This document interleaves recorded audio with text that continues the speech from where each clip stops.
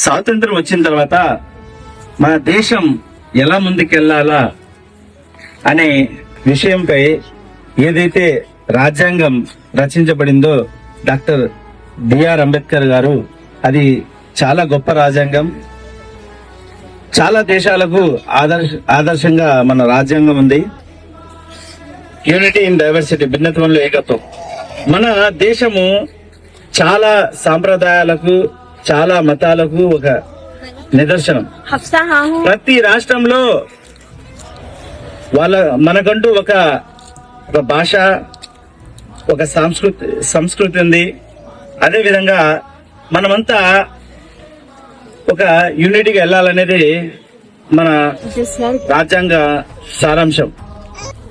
మొత్తం సముదాయం, మన భారతదేశం ఏంటంటే అన్ని రాష్ట్రాల ఒక సముదాయం.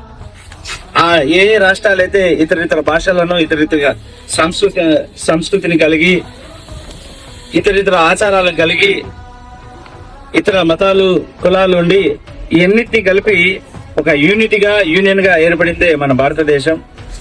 మనము ఎప్పుడైతే ఒకరినొకరు అభిమానిస్తామో, భాషలకు అతీతంగా, కులాలకు అతీతంగా, మతాలకు అతీతంగా, అప్పుడే మనకు నిజమైన స్వతంత్రం వచ్చినట్టు.